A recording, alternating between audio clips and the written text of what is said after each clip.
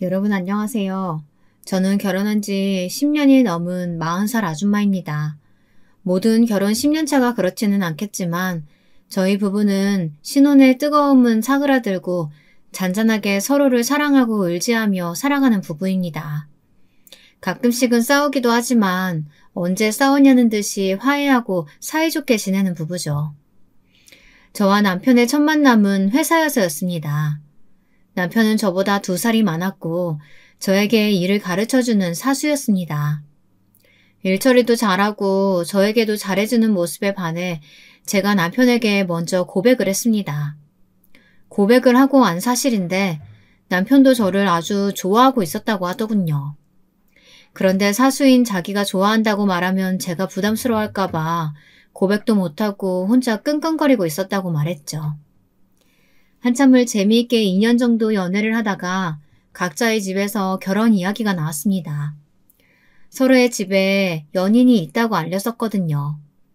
나이가 많은 건 아니었지만 적은 것도 아니었고 서로 모아놓은 돈도 있었기 때문에 결혼 이야기가 나오는 게 어쩌면 당연했습니다. 문제는 시댁이었습니다. 시댁은 아버지가 돌아가시고 시어머니께서 홀로 2 아들을 키우셨거든요. 남들이 듣기에는 억척스러운 홀 시어머니인데 어떻게 하냐며 걱정하실 수도 있지만 저희 시어머니는 그런 분이 아니셨습니다. 그래도 옛날 분이셔서 집은 남자가 해야 하는데 어떻게 하냐고 미안하다며 한참을 제 손을 잡고 사과를 하셨죠. 사실 저도 처음에 홀 시어머니라는 소리에 걱정도 많이 됐었는데 시어머니의 그런 모습에 걱정도 싹 사라졌습니다.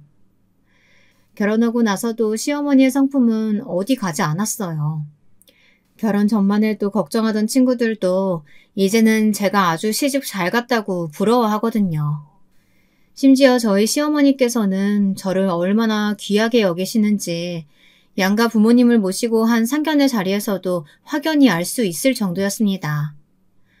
주거니 받거니 하면서 오고 가는 칭찬 속에 저와 남편은 평소에 저희가 들을 수 없는 칭찬들에 조금 부끄러워졌지만 이 모든 게 저희 부모님들께서 저희를 귀하게 생각하시는 마음이 깃들어 있다는 걸 알아서 쑥스러웠지만 참 좋았습니다. 남편에게는 남편과 4살 차이 나는 남동생이 한 명 있었는데요. 그러니까 저에게는 도련님이신 거죠. 저희 도련님은 시어머니를 닮아서 그런지 사람이 아주 좋은 사람입니다. 안 좋은 일을 당해도 그럴 수 있죠 하며 넘어가는 사람이죠. 하루는 저와 남편 도련님 이렇게 시어머니께 가는 길이었습니다. 하필 그날 남편 차가 고장나서 차를 수리점에 맡기고 도련님이 데리러 와주신 날이었죠. 서로 이런저런 이야기를 하며 시어머니 댁으로 가고 있는데 커다란 봉고차 한 대가 저희 차 앞으로 끼어드는 게 아니겠어요? 도련님이 조금만 브레이크를 늦게 밟았다면 저희 모두 큰 사고를 당했겠죠. 이거 당장 신고해야 되는 거 아니에요? 도련님이 조금만 늦었다면 우리 모두 교통사고 날 뻔했잖아요. 그래, 이거 블랙박스 녹화되는 거지? 어쩜 저렇게 위험하게 운전을 하고 그러냐? 저 봉고차 운전자 술 마시고 음주운전하는 거 아니야? 그러지 않고서야 이렇게 끼어든다고? 저와 남편은 당장이라도 신고해야 한다며 화를 냈지만 정작 운전을 하고 있던 도련님은 화가 잔뜩 난 저희를 말리면서 이렇게 대답하시더군요. 형수님 진정하세요. 저 사람도 무슨 사정이 있었겠죠. 우리도 급한 일 생기면 저렇게 될 수 있어요. 그러니까 이번 한 번만 우리가 넘어갑시다. 그렇게 열내지 마시고 진정하세요. 저는 도련님의 이런 말에 속으로 이렇게 생각했죠. 세상에 뭐 이런 사람이 다 있지? 하고 말이에요. 어쨌든 도련님께 그런 말을 들었으니 저희 부부는 더 이상 봉고차에 대해서 별다른 말을 하지 않고 시어머니 댁으로 향했습니다. 나중에 남편에게 물어보니 도련님은 원래 이런 성격이라고 하더군요. 도련님 말이야, 원래 그런 성격이신 거야? 아니면 우리가 너무 화내니까 우리 부부 달래려고 그러신 건가? 재환이 원래 그런 성격이야. 우리 어렸을 때 엄마가 학교 끝나고 오는 길에 아이스크림 하나씩 사 먹고 오라고 각자 용돈을 주셨거든. 그때 걔가 4학년이었는데 하교하고 집에 가는 길에 같이 가던 친구들이 한 입씩 달라고 하니까 그걸 다 줘버렸나 봐. 정작 재환이는 아이스크림도 못 먹고 집에 왔다는 거야. 내가 그 말을 듣고 어이가 없어서 왜 친구들 다 줬냐고 물어봤더니 걔가 뭐라고 그랬는 줄 알아? 뭐라고 그랬는데?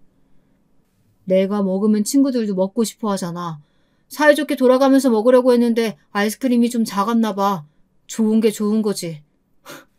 이러면서 어깨를 으쓱거리는 거야. 뭐? 초등학교 4학년이 좋은 게 좋은 거라고 그랬다고? 세상에. 도련님은 거기서 그치지 않았습니다. 하루는 도련님이 혼자 사는 동네 근처에 남편과 제가 일이 생겨 가게 되었는데요. 마침 근처에 도련님 아파트가 있으니 가서 비어있을 냉장고 좀 채워주고 고기도 같이 먹기로 하고 장을 바리바리 싸들고 왔습니다. 도련님이 아직 퇴근 전이라서 집 비밀번호를 물어봐서 열고 들어갔죠.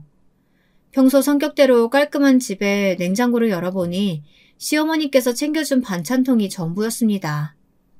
저와 남편은 대형마트에서 사온 음식들을 정리해서 놓고 간단하게 밑반찬과 된장찌개를 끓이고 있는데 갑자기 위에서 우당탕탕하는 발소리가 들리는 거 아니겠어요? 세상에 층간소음이라니. 저랑 남편은 우선 참기로 했습니다. 시간을 확인하니 이제 막 퇴근한 사람이 움직이다 보니 그런 소리가 나는 거라고 생각했거든요.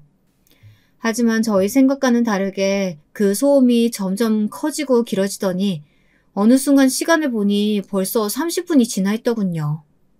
참다 참지 못한 제 남편이 올라가서 위에 주의를 줬지만 10분 만에 다시 시끄러워지는 위층에 때마침 들어온 도련님을 붙잡고 이게 무슨 일인지 물었습니다. 아, 위층이요? 위에 아이들을 키우고 있어서 그런 거라고 하더라고요. 요즘 같은 날씨에 그 애들 어디 가서 뛰어놀겠어요. 저도 처음에는 좀 힘들긴 했는데 이제는 적응돼서 괜찮아요. 이러는 거 아니겠어요? 요즘같이 층간소음에 예민한 시대를 살아가는 사람들 틈바구니에서 이런 사람이 있다니. 저희 도련님이지만 저랑 남편은 이런 도련님의 말을 듣고 이 사람을 이해하기는 힘들겠다 생각이 들었죠. 도련님, 나중에 그래도 도련님 신혼생활은 이렇게 시끄러운 곳에서 시작하지 말아요. 동서될 사람은 적응 못하고 힘들어할 수도 있잖아요. 괜히 내가 오지랖 부린다고 생각할 수도 있지만. 그래, 제수씨 될 분은 무슨 잘못이냐? 아무리 널 좋아하고 사랑해도 여기처럼 시끄러운 집에서는 못 살걸? 안 그래도 나중에 결혼할 때쯤 되면 당연히 이 아파트 팔고 이사 갈 거야. 아니면 위에 사는 애들이 그때쯤 다 커서 조용할 수도 있잖아. 이러는 거 아니겠어요? 정말 그날 그 시끄러운 층간소음을 억지로 참아가며 저희 부부는 고기를 얼른 구워 먹고 정리를 하고 도망치듯이 그 집을 빠져나왔습니다. 정말 그때를 생각하면 아직도 귀가 아플 지경이에요. 이렇게 무던한 도련님이 데려올 여성분이 궁금하긴 했지만 저와 남편은 도련님을 재촉하지 않았습니다. 시어머니도 도련님에게 여자친구는 있냐, 결혼은 안 할 거냐 이렇게 재촉을 안 하시는데 저희 부부가 도련님을 재촉하면 좀 이상하잖아요. 게다가 결혼을 하고 약 6개월 정도 신혼생활을 즐기던 때에 제 뱃속에 아기가 뿅하니 생겨서 도련님의 결혼 이야기는 흐지부지 됐죠. 태교 중에 도련님에게 사귀는 여자친구가 생겼다는 말을 들었지만 얼마 안 가서 헤어졌다는 말을 들은 뒤로는 저는 제 태교에 몰두하느라 정신이 없었거든요.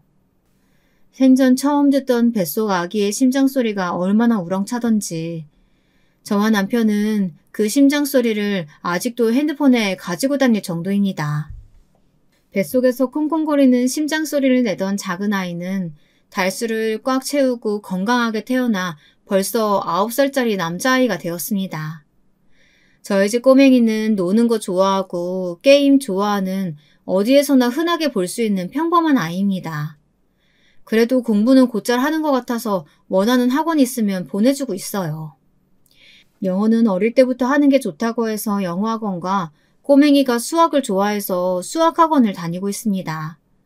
운동도 좋아하는 꼬맹이라 태권도 학원도 보내주고 남몰래 짝사랑하는 것 같은 학교 반 여학생이 다니는 피아노 학원에 다니고 싶다고 해 피아노 학원도 보내주고 있고요. 그리고 아들이 물을 좋아해 수영장에 다니고 싶다고 해서 주말에는 수영 학원에도 보내고 있습니다. 저희 아들이 다니는 학원만 해도 영어, 수학, 태권도, 피아노, 수영 이렇게 5학원이죠. 주변 엄마들은 종합학원이라도 하나 더 보내는 게 좋지 않겠냐 하지만 저나 남편은 딱히 아들에게 공부 욕심이 없는 사람들이라서 지금도 학원을 많이 다니고 있는데 여기서 더 보내는 건 부모의 욕심이라고 생각하는 사람들입니다. 학원도 영어 말고는 꼬매기가 배우고 싶다고 졸라서 다니는 학원들이라서 저희 부부는 언제나 그만두고 싶다면 그만두라고 말합니다. 어릴 때는 실컷 놀게 하자는 게 저희 부부의 철칙이라면 철칙이거든요. 사실 꼬맹이가 다니는 학원비가 만만치 않아서 저도 다시 일을 시작할까 했었는데요. 운 좋게 저희 아버지가 가지고 있던 땅 몇 곳이 재개발에 들어가게 되면서 엄청난 토지 보상금을 받게 되었습니다. 저희 아버지는 그 돈으로 아파트 상가와 아파트 2채를 사 유산이라고 말씀하시면서 제 앞으로 증여를 해주셨습니다. 아빠, 나 필요 없어요. 이 돈 엄마랑 아빠 노후 자금으로 쓰셔야죠. 아이고, 됐어. 너 이만큼 해줄 돈은 있으니까 그냥 받아. 말이 너한테 주는 거지. 그거 다 우리 똥강아지한테 주는 거야. 너랑 내가 쓰면 얼마나 쓰고 살면 얼마나 살겠니? 우리 하고 싶은 거 하는 게 바로 노후지. 아빠는 무슨 그런 말을 하는 거야. 살면 얼마나 산다니. 우리 집 꼬맹이 무럭무럭 잘해서 증손주 낳을 때까지는 살아야죠. 아이고, 됐어. 너는 무슨 그런 소리를 해. 나는 딱 건강하고 행복하게 재미있게 살다가 이때다 싶을 때 갈 거니까 그런 무서운 소리 하지도 마. 증여라는 소리에 놀라 친정집으로 한 걸음에 달려가니 엄마랑 아빠가 하는 소리에 놀라 얼른 맞받아 쳤습니다. 그러자 적당히 살고 가는 게 인간의 가장 큰 행복이라고 말하는 엄마와 아빠의 말에 괜히 마음이 울컥하더군요. 평생을 함께 할 수 없다는 걸 알고 있었지만 부모님께서 그런 식으로 말씀하시니까 괜히 더 울컥하더라고요. 누가 툭 치면 눈물이 주르륵 흐를 것 같았습니다. 그런 제 마음을 아시는지 모르시는지 엄마와 아빠께서는 그냥 줄 때 받으라고 하시면서 커다란 대봉투를 주셨습니다. 그 안에는 저에게 주시겠다고 하셨던 아파트 상가와 아파트 2채에 관한 문서가 들어있었고요. 잘 가지고 있다가 우리 똥강아지 키울 때 요긴하게 쓰라고 주는 거야. 알았지? 여기서 들어오는 돈으로 너랑 김서방도 맛있는 거 사 먹고. 돈이 다가 아니라는 말이 있지만 요즘 같은 시대를 보면 돈이 없으면 안 되는 시대인 거야. 그래, 엄마랑 아빠랑 너랑 김서방 어디 가서 무시받지 말고 살라고 주는 거니까 너 무시하는 사람 있어도 당당하게 허리 펴고 따질 일 있고 억울할 일 있어도 돈이 없어서 억울한 일 많아질 세상이야. 돈 때문에 약해지지 말라고 주는 거니까 욕이 나겠어. 알았어? 저는 아빠와 엄마의 말에 알겠다고 고개를 끄덕이면서 어느 순간 늙어버린 엄마와 아빠를 꼭 안아드렸습니다. 그날 집으로 돌아가서 저는 남편 앞에 그 서류를 내놓으며 말했습니다. 엄마 아빠가 우리 꼬맹이 키우는데 요긴하게 쓰라고 주신 거야. 이거 어떻게 하면 좋을까? 장인 장모님께서? 남편은 한참을 서류가 담긴 대봉투를 쳐다보다가 그걸 제품에 안겨주며 말했습니다. 이건 당신 거니까 당신이 알아서 해. 당신이랑 내가 아무리 부부라고 해도 이런 건 비밀로 하는 게 좋아. 내가 어느 날 도박에 빠져서 이거 훔쳐서 달아나면 어떻게 하려고 그래? 아니, 당신은 무슨 그런 말을 해. 장난치듯 웃으며 말하는 남편의 말에 무슨 말을 하냐며 흘기듯 쏘아보자 남편이 하하하 웃으며 저를 품에 꼭 안아주며 말했습니다. 말이 그렇다는 거지, 말이. 장인 장모님께서 주신 당신 선물이니까 굳이 나한테 말 안 해도 괜찮아. 이건 장인 장모님이 당신이랑 우리 집 꼬맹이 생각해서 주신 선물이잖아. 그러니까 당신 마음대로 하는 게 맞지. 됐거든. 우리 엄마랑 아빠가 당신한테도 주신 선물이야. 그러니까 나는 이 선물 당신이랑 공유할 이유가 있다고. 그럼 더더욱 당신이 가지고 있어야지. 어차피 나는 지금 당장 로또 당첨이 된다고 하더라도 그 돈 모두 당신한테 주고 회사 열심히 다니면서 당신한테 용돈 받아 살 거거든. 그러니까 그거 당신 모두 관리하다가 월세 들어오면 나중에 나 맛있는 거나 하나 사줘. 이렇게 말하는 남편이 얼마나 고맙고 귀엽단지. 저는 알겠다고 말하며 저를 위해 말해주는 남편을 꼭 끌어안아 주었습니다. 저희 아들이 10살이 되던 해 도련님이 드디어 결혼할 여자친구를 데려왔습니다. 슬슬 시어머니께서 결혼은 안 하는 거냐며 이야기를 꺼내실 때쯤 데려온 동서라서 저희 부부도 시어머니도 양팔 벌려 환영했죠. 저희 도련님이 어디든 빠지지 않는 사람인데 지금까지 결혼할 사람이 없다는 게 도리어 이상하다고 생각하던 참이었거든요. 아무튼 도련님은 저희 부부에게 먼저 여자친구를 소개시켜주고 싶다고 해서 저와 남편은 아들을 친정에 맡기고 식사를 하러 레스토랑으로 향했습니다. 형수님, 여기에요. 어쩜 주차를 하다가 타이밍 좋게 만난 도련님 커플과 저희 부부는 어색하게 인사를 하고 레스토랑으로 향했습니다. 이 레스토랑은 도련님이 여자친구를 소개시켜준단 말에 우리가 맛있는 걸 사겠다고 하면서 힘들게 예약한 유명한 레스토랑이었습니다. 어머, 여기 아주 유명한 곳 아니에요? 자리에 앉자마자 웃으며 말하는 동서의 말에 도련님이 냉큼 고개를 끄덕이며 말하더군요. 맞아. 여기 우리 형이랑 형수님이 당신 본다고 하니까 좋고 맛있는 거 사주고 싶다고 하면서 어렵게 예약한 곳이야. 그러니까 우리 맛있게 먹자. 알았지? 정말요? 감사해요. 사실 저희가 사야 하는 자리인데. 수줍게 웃으면서 말꼬리를 늘리는 동서의 행동에 남편이 얼른 괜찮다고 말하며 웃더군요. 저희는 음식에 간단하게 와인도 시켜 나눠 먹으며 화목하게 저녁 식사를 끝냈습니다. 술자리 내내 이런저런 말들이 끊이지 않았습니다. 도련님과 어떻게 만나게 됐는지부터 해서 도련님이 얼마나 무던한 성격인지 그 무던한 성격 덕분에 이런저런 일이 있었다고 말하는 자리여서 그런지 동서와 저희 부부는 금세 친해질 수 있었죠. 아유, 말도 마세요. 세상에 공연을 보러 갔는데 안 보이면 안 보인다 앞사람에게 말이라도 할 수 있잖아요. 아니면 자리를 옮기면 되는 건데 그걸 끝낼 때까지 말 안 하고 있다가 제가 그 가수 이분은 정말 이쁘지 않았어? 이러니까 뭐라고 했는 줄 아세요? 뭐라고 했는데요? 난 앞사람 때문에 가려서 제대로 못 봤어. 이러는 거예요. 도련님 흉내를 낸다고 목소리를 한껏 깔던 동서가 까르륵거리면서 웃는 소리가 어찌나 좋던지. 저는 그 자리에서 동서도 좋은 사람이라고 결정 내릴 수 있었습니다. 어쩜 끼리끼리 만난다는 말이 괜히 있는 게 아니었나 봐요. 좋은 사람인 도련님이 데려온 좋은 동서.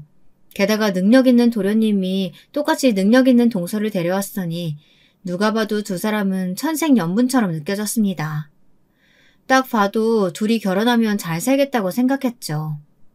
그 생각은 남편도 마찬가지였습니다. 저와 남편은 도련님 커플 몰래 눈을 마주치며 고개를 끄덕이면서 서로가 같은 생각을 하고 있다는 걸 알 수 있었죠.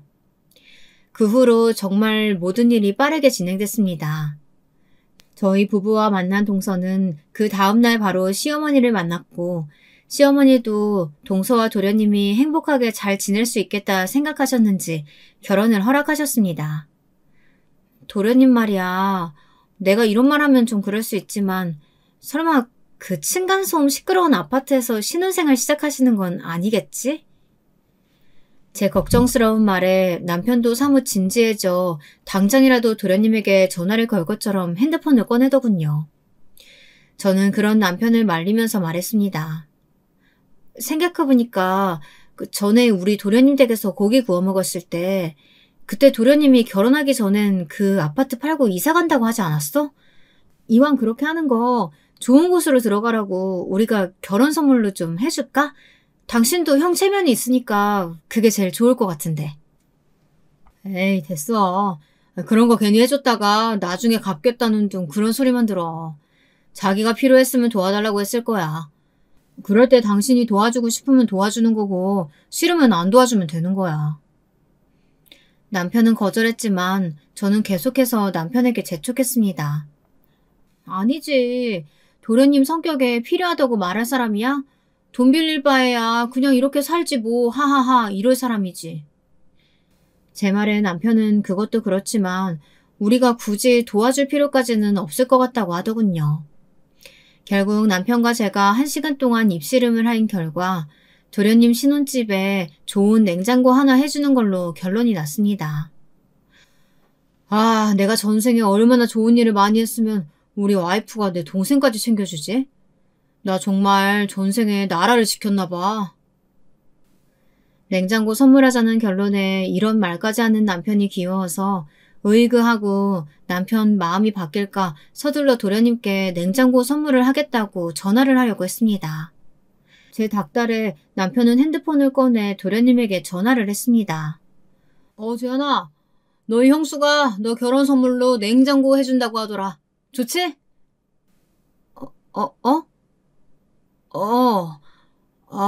그건 형이 함부로 정할 문제가 아닌 것 같다. 너희 형수랑 이야기해볼게. 그래, 너무 걱정하지 마. 해맑게 전화하던 남편이 전화를 끊을 때쯤 한껏 진지해져서는 전화를 끊고 저를 보며 전전긍긍 하더군요. 옆에서 다 듣고 있던 저는 무슨 일이냐며 남편에게 물어봤습니다. 왜? 무슨 일인데? 뭐 문제 생겼어? 왜? 도련님이 뭐라고 하시는데? 아니, 재수씨가 집 관련해서 좀 꼼꼼하게 따졌나 봐. 재수씨가 원하는 집이 재환이가 모은 돈으로는 조금 어렵나 봐. 매매보다는 전세로 알아보고 있다는데 요즘 같은 시기에 전세 매물이 얼마나 나오겠어. 동서가 원하는 집이 어딘데? 왜 거기 있잖아. 최근에 새로 지어서 입주민 많았던 곳. 남편이 하는 말을 듣다가 번쩍하고 아버지가 저에게 주셨던 아파트가 생각났습니다. 물론 동서가 원하던 곳은 아니었지만 이곳과 비슷한 곳이었으니 충분할 것 같다는 생각이 들었거든요. 마침 그곳도 전에 살던 세입자가 나가 공실이었기 때문에 저는 고민 없이 바로 남편에게 말했습니다. 아빠가 준 아파트, 마침 거기도 전에 계시던 세입자분이 나가셔서 공실이잖아.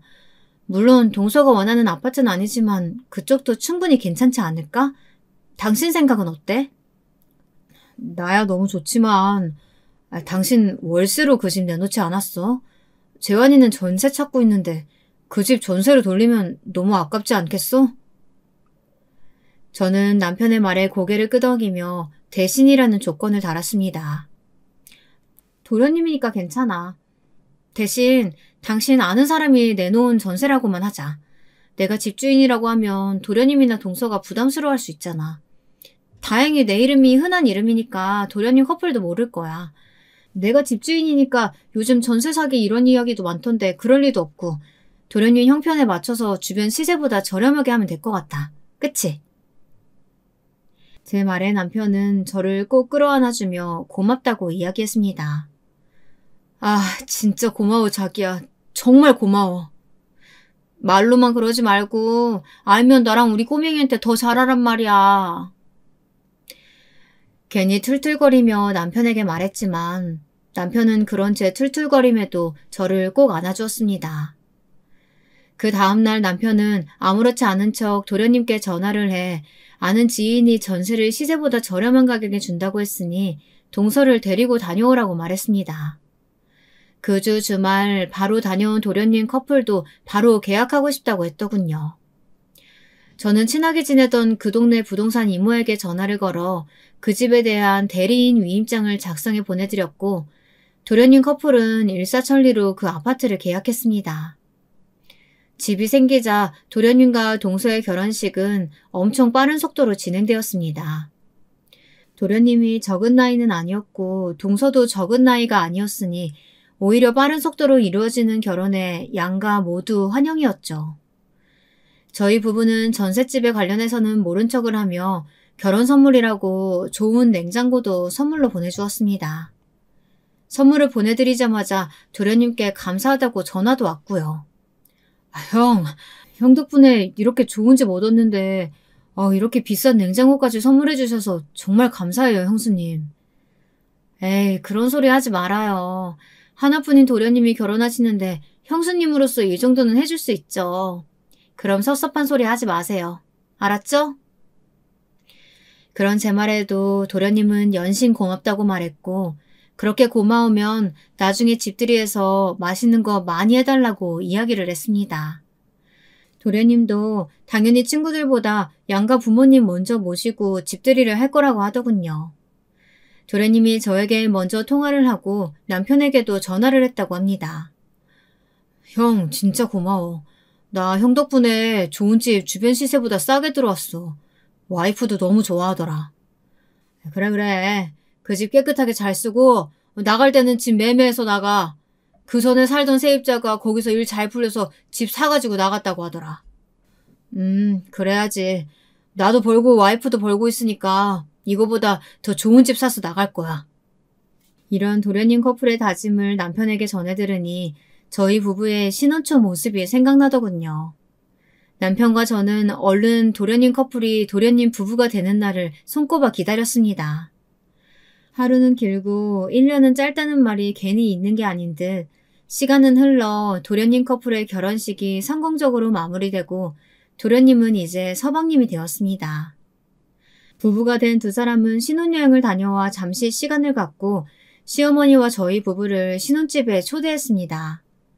저는 직장도 다니고 있는 동서가 요리하는 게 힘들까봐 미리 가서 도와줄까 하다가 제가 가서 옆에서 거들면 오히려 부담될까 그냥 음식을 좀 해가는 게 좋을 것 같다는 생각이 들었어요. 동서는 아직 시댁에서 한 번도 제대로 된 식사를 한 적이 없어서 시어머니께서 뭘 좋아하시는지 모르니까요. 제가 시어머니가 좋아하시는 잡채랑 갈비찜을 했습니다. 마침 일찍 퇴근한 남편과 함께 저희 친정의 아들을 맡기고 서방님 부부의 신혼집으로 향했습니다.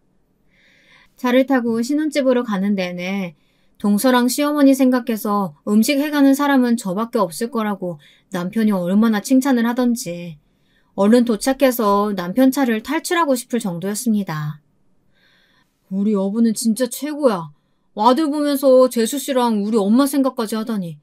솔직히 우리 엄마 요즘 입맛 없다고 해서 좀 걱정됐었는데 우리 여보가 만든 잡채랑 갈비찜 드시면 아주 그냥 도망간 입맛도 냉큼 돌아오겠는데? 아우 됐어. 그만 좀 해. 누가 보면 다른 사람 칭찬해주는 학원 다니는 줄 알겠다. 아니 잠깐만. 당신 요즘 정말 무슨 학원 다녀? 왜 이렇게 말이 점점 더 번지르르해져? 아주 의심스러워. 제 이런 말에 남편은 이렇게 말하더군요. 아니 내 마누라 칭찬은 내가 해주지 누가 해줘. 내가 이러는 게 한두 번이야? 저는 그런 남편의 말에 빵하고 터져 깔깔깔 웃으며 신혼집에 도착할 수 있었습니다. 무거운 갈비찜을 남편에게 들게 하고 저는 비교적 가벼운 잡채를 들어 신혼집으로 올라갔습니다.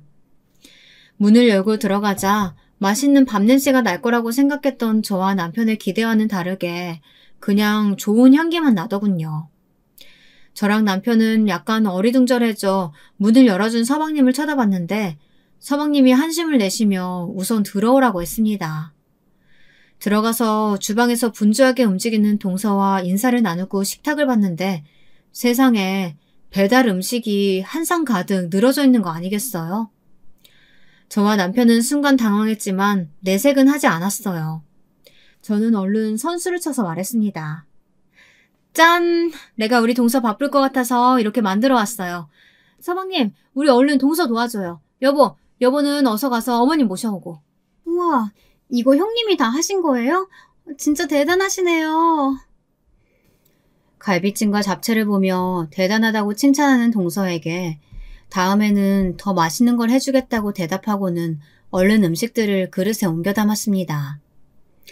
저는 요리를 정말 못해서 형님같이 요리 잘하시는 분 있으시면 너무너무 신기하더라고요. 칭찬인지 아니면 자기도 민망해서 하는 말인지는 모르겠지만 저는 그 말을 들으면서 열심히 분리수거까지 끝냈죠. 끝내고 소파에 앉아 한숨을 돌리는데 남편과 시어머니가 도착했습니다.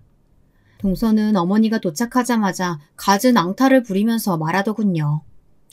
어머님, 오늘 어머니 오신다고 하셔서 맛있는 거 많이 준비했어요. 헐, 어머니 옆에 붙어서 맛있는 거 많이 준비했다는 동서의 애교에 순간 저와 남편이 눈이 마주쳤습니다. 남편과 저는 서로 어떤 생각을 하고 있었는지 알았지만 입 밖으로는 꺼내지 않았습니다. 서방님이 한숨을 푹 내쉬었지만 서로 그날 일은 절대 입 밖에 내지 않기로 암묵적 합의를 했죠. 그날 시어머니께서는 자극적인 배달 음식보다는 제가 준비해간 잡채랑 갈비찜에 밥 2공기를 먹고 저희 남편이 댁으로 모셔다 드렸습니다. 남편이 시어머니를 모셔다 드리는 사이 저는 동서와 서방님을 도와 그릇 정리를 했죠. 남편이 돌아오자 저희 부부도 이만 집으로 돌아가려는데 동서가 저를 주방으로 몰래 부르더라고요. 그리고는 돈이 담긴 봉투를 제 주머니 속에 넣으며 작게 속삭이더군요. 형님, 오늘 정말 감사했어요. 형님 안 계셨으면 어머니 입에도 안 맞는 음식 드실 뻔했어요. 이러면서 애교를 피우는 동서에게 괜찮다고 말하며 다시 돌려주려고 했지만 동서는 그러면 본인 마음이 좋지 않다고 많이 안 넣었다고 재료비만 넣었다며 받아달라고 하더군요. 저는 그런 동서에게 못 이겨 결국 받았고요. 그날 그렇게 찜찜한 기분으로 돌아가는 차에서 남편이 제 표정을 보고는 말하더군요. 그렇게 찜찜하면 내가 재환이한테 말해서 다시 돌려줄까? 아니야. 당신이랑 서방님 몰래 준 건데 그러지 마. 나중에 이 돈으로 더 맛있는 거 해서 가져다 주면 될 거야. 제 말에 남편은 그렇게 하자고 했고 애써 찜찜한 기분을 떨쳐냈습니다. 하지만 이렇게 떨쳐내면 안 된다는 걸 알았을 때는 이미 늦어버렸죠. 하루는 동서가 급한 일이라고 그래서 아들을 친정에 맡기고 서방님네 신혼집으로 향했는데요. 고기며 야채며 바리바리 사다 놓은 동서가 그 가운데에서 저를 보며 울상이지 않겠어요? 어머, 동서, 이게 다 뭐야? 형님, 저 좀 도와주세요. 저번에 형님이 만들어주신 갈비찜이 너무너무 맛있어서 저희 부모님께도 해드리고 싶어서 이렇게 잔뜩 사왔는데 어떻게 해야 될지 모르겠어요. 이러면서 우는 소리를 하는 게 아니겠어요. 그런 동서를 차마 외면할 수 없어서 동서가 장바온 그대로 갈비찜을 해줬습니다. 처음에 동서가 옆에서 도와주겠다며 이리저리 돌아다니다가 과일 깎으라고 준 과도에 손가락이 베었다며 징징거리길래 그냥 식탁에 앉아서 이야기 상대나 해달라고 했죠. 그날도 갈비찜을 만들고 가는 저에게 돈 봉투를 쥐어주는 동서의 모습에 제 기분이 점점 이상해져 갔습니다. 남편에게도 이 이야기를 했더니 재수씨 그렇게 안 봤는데 이상한 사람이라며 같이 기분 나빠해 주더군요. 재수씨 정말 그렇게 안 봤는데 좀 이상한 사람이네. 당신이 잘해준다고 해도 뭐 자기보다 윗사람인데 윗사람을 부려먹어? 이거 내가 재환이한테 말해볼까? 아니야. 그러지 마. 괜히 당신이랑 서방님 사이만 나빠져. 이제 안 가면 되는 거니까 괜찮을 거야. 근데 동서 돈 진짜 많나 봐. 어떻게 수고비라고 30만 원, 50만 원씩 턱턱 줄 수가 있지? 뭐 재환이 말로는 하고 있는 일이 잘 된다고 하더라. 무슨 샵 같은 거 한다고 했던 것 같은데 뭐 직원들도 좀 있나 봐. 연봉이 1억 정도 된다고 하더라고. 근데 그 샵 주소가 좀 익숙하더라고. 아무튼 아무리 자기가 돈 많이 번다고 그래도 그렇지 어떻게 당신을 부려먹을 생각을 하냐. 점점 더 마음에 안 드네. 저는 괜히 남편 기분만 상한 것 같아서 괜찮다고 말하며 덧붙였습니다. 이제 그럴 일 없어. 동서가 불러도 안 갈 거니까. 괜찮아. 하지만 일은 뜻밖의 다른 곳에서 발생했습니다. 그날은 시아버지 제사가 있던 날이었습니다. 시어머니께서 젊은 시절 맛있는 거 못 먹고 돌아가신 시아버지가 안타까워 생전 좋아하시던 음식들을 돌아가신 날 하나둘씩 올린 게 어느 날 보니 제사라고 부르게 됐죠. 시어머니께서는 매일 본인 마음 편하자고 하는 일이니 올 필요 없다고 말씀하셨지만 좋은 시어머니와 좋은 남편 덕분인지 시집살이 한 번 없던 저였기에 시어머니 도와드릴 일이 있으면 친정의 아들을 맡기고 흔쾌히 가서 준비를 도와드렸죠. 서방님도 이번엔 동서를 데리고 갈 거니까 시어머님 댁에서 보자며 남편을 통해 말을 전하더군요. 저는 동서가 오든 말든 상관없지만 서방님 결혼하고 첫 시아버지 제사라 그런지 서방님이 꼭 갈 거니까 같이 준비하자고 하길래 알았다고 했습니다. 그러곤 집에서 음식 몇 가지만 준비했습니다. 손 많이 가는 것들만 가져가기로 하고 잡채와 갈비찜 그리고 시아버지가 생전에 전을 좋아하셨다고 해서 전만 먹을 만큼 해서 가져갔죠. 시댁에 도착해서 서방님을 기다리는데 서방님과 동서가 아무리 기다려도 도착을 하지 않는 거예요. 이게 무슨 일인가 싶어 서방님에게 전화도 해봤지만 받지 않더군요. 바깥이 어둑어둑해졌는데도 오지 않은 서방님 부부에 결국 저와 남편 시어머니는 더 이상 서방님을 기다리지 않고 시아버지 제사를 지냈습니다. 제가 준비해간 음식들을 다시 따뜻하게 데우고 어머니께서 준비하신 떡이며 이런 것들을 올리고 간단하게 제사를 끝내고는 셋이서 둘러앉아 늦은 저녁을 먹었죠. 그날 제사가 끝나고 돌아가는 남편의 차 안에서 동서에게서 온 뜻밖의 문자에 머리 끝까지 화가 치밀어 올랐습니다. 형님, 제가 일당 100으로 보냈어요. 수고하셨어요. 앞으로도 이런 일 생기면 수고해줘요. 세상에, 이건 저를 거지 취급한 거 아닌가요? 아무리 저를 얕잡아봐도 그렇지 어쩜 이런 식으로 문자만 보낼 수 있죠? 저는 부글부글 끓어오르는 속을 다스리지 못하고 운전 중이던 남편에게 이것 보라며 문자를 보여줬습니다. 남편도 그 문자를 보고 어이가 없다면서 차를 갓길에 세우고 한참이나 제 핸드폰을 가져가 문자를 들여다봤습니다. 아무리 그래도 문자 안에 메시지가 달라지겠어요. 여전히 저를 마치 돈만 쥐어주면 뭐든지 다 하는 거지 취급하는 듯한 메시지는 그대로였죠. 남편은 남편대로 화가 나서 서방님에게 계속 전화를 했지만 서방님은 왜인지 모르게 계속 전화를 피했습니다. 동서에게도 전화를 했지만 받지 않았고요. 정말 제가 이 나이 먹고 이런 취급을 받을 거라고는 상상도 하지 못했었는데 저보다 나이도 어리고 손 아랫사람에게 이런 취급을 받으니 어떻게 해야 할지 모르겠더군요. 어떻게 운전을 했는지 모르겠지만 저와 남편은 서로 씩씩거리면서 집에 올라왔습니다. 뒤집어지는 속을 차가운 물로 진정시키고 저와 남편은 식탁에 마주 앉아 이걸 어떻게 해치워야 하나 고민을 했지만 딱히 떠오르는 건 없었습니다. 서방님이 걸리기도 했고요. 하지만 그렇게 전화했는데도 전화가 오지 않고 남편이 보낸 문자에도 읽고 답장이 없는 걸 보고 저는 한 가지 결론을 내렸습니다. 됐어. 내가 서방님 봐서라도 그냥 넘어가려고 했는데 아무래도 안 되겠어.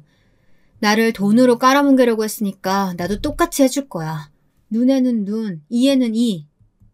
저는 그 다음날 그동안 동서에게 받았던 돈을 모두 10,000원짜리 지폐로 찾아 동서의 가게를 향했습니다.